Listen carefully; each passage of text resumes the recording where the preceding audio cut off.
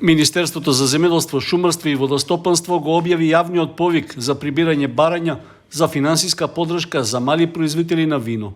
Минатата година оваа мерка дала одлични резултати и предизвикала голем интерес кај корисниците, поради што годинава се проширува и за помош на микропроизводители на ракија. Поддршката можат да ја добијат субјекти, односно правни и физички лица, кои се регистрирани како производители на вино и жестоки пијалоци или пак како мали дестилерии. Вкупниот износ на планираните средства за поддршката изнесува 15 милиони денари, а со ребалансот на буџетот на Министерството може да се зголеми до 35 милиони денари.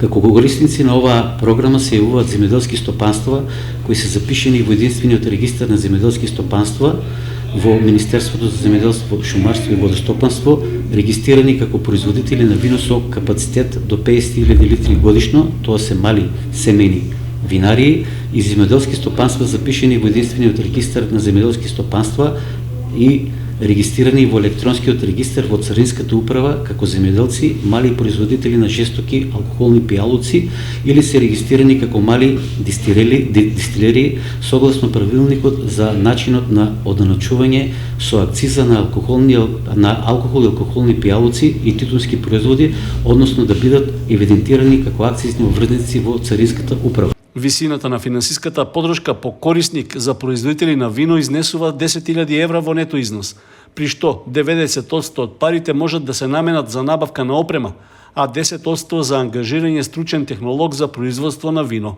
Поддршката за производителите на ракија и малите дестилерии изнесува 5.000 евра во нето износ, а распределбата на трошоците е како кај виното, за опрема и за технолог.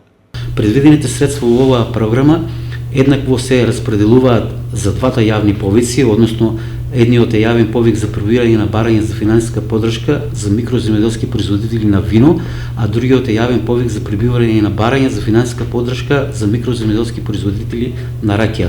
Доколку искористеноста на средствата кај едниот повик не е целосна, може тој дел од средствата да биде пренесен во другиот јавен повик со цел на реализирање на повеќе пристигнати барања.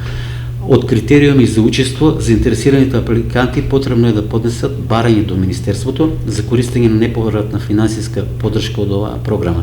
Еден корисник може да аплицира со едно барање во рамки на оваа програма, при тоа исполнувајќи ги условите наведени во повикот во зависност од тоа дали е физичко или правно лице. Одобрените средства се исплаќаат авансно по склучен договор на Министерството со корисникот. Корисниците по исплата на грантот треба да извршат набавката на опремата за производство на вино или жесток алкохолен пијалок согласно рокот утврден во договорот. Корисникот во рок од 45 дена по набавката и подпишувањето на договорот треба да достави извештај за реализација на набавката предмет на договорот. Комисијата врши контрола и проверка на доставените извештаи од корисниците и во рок од 3 месеци доставува записник за извршената проверка. Корисниците добитници на грант поддршка со оваа програма, набавената опрема не смеат да ја оттуѓат во период од 5 години од денот на незината набавка.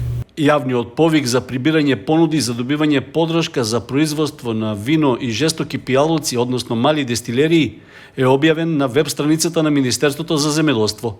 Рокот за пријавување на заинтересираните лица е до крајот на март.